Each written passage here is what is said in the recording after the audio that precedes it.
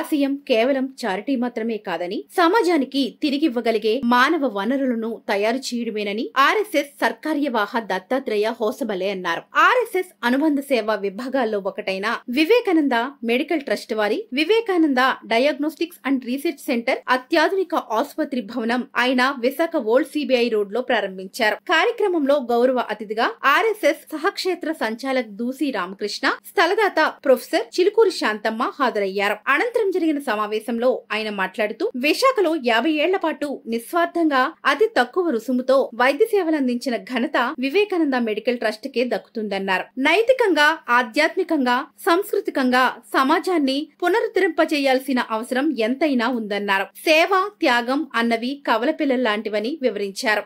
RSS భావాజాలానికి పూర్తిగా కట్టుబడి చిలుకూరి సుబ్రహ్మణ్య శాస్త్రి చివరిదాకా జీవించారన్నారు. ఆయన దానగుణం ఎనలేనిదన్నారు. The Vivekananda Medical Trust by starting this diagnostic center and research lab has opened a new page in its service history, committed to build a quality lab and diagnostic center which will be a model here.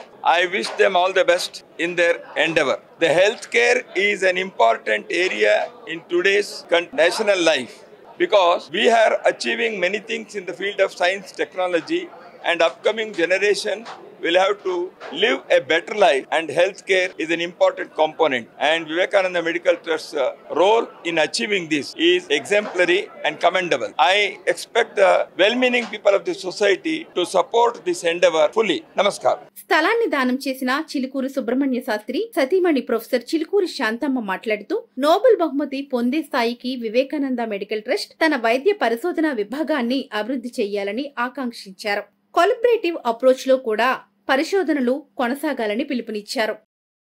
ఈ సంస్థలో వైద్యం గురించి ఎవరికి ఏ జబ్బు ఉంది, ఎలాంటి మందు ఇవ్వాలి, దాన్ని ఎలా పరీక్ష చేయాలి, దానిలో ఏం లోపం ఉన్నది అని చెప్పేందుకు ఎన్నో విషయాల్ని కూర్చి విడతీసి విడివిడిగా చేస్తున్నారు. చాలా బాగుంది, ఎప్పటి నుంచో చేస్తున్నారు. ఇప్పుడు ఈ సంస్థలో రీసెర్చ్ కి స్కోప్ ఉంది.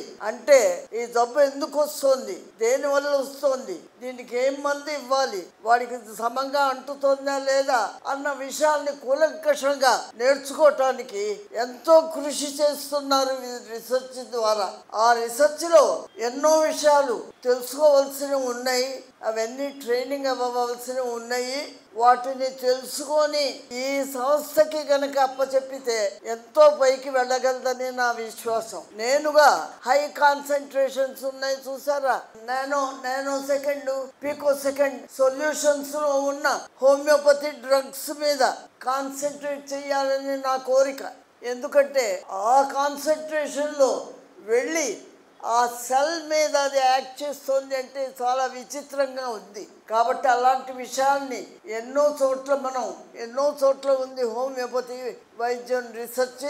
అటువంటి చోటుకి మన ప్రజల్ని పంపించి బాగా ట్రైనింగ్ చేయించి ఇక్కడ దాన్ని ఎస్టాబ్లిష్ చేసి కొన్నేళ్ల తర్వాత ఒక నోబెల్ ప్రైజ్ రావటానికి సిద్ధమయ్యేటటువంటి హంగు దీనికి ఉన్నది అని అనిపిస్తోంది. అంటే మీరు రీసెర్చ్ సెక్షన్ని బాగా డెవలప్ చేయాలి అని నా కోరిక. అదేమిటంటే ఒక లెబొరేటరీ, ఒక చేస్తున్న డిస్కషను, సెమినార్స్ అన్నీ ఉన్నటువంటి ఒక యూనిట్ లాంటిది కట్టి దానిలోకి కొంతమందిని చొప్పించి వర్క్ చేయిస్తే తప్పకుండా రీసెర్చ్ లెవెల్లో బాగా వచ్చి ఎంతో సహాయపడుతుంది. ఈ కార్యక్రమంలో Vivekananda medical trust chairman T Narayanarao, కార్యదర్శి చక్రపాణి, ఆర్ఎస్ఎస్ ప్రముఖులు, వైద్య నిపుణులు తదితరులు పాల్గొన్నారు.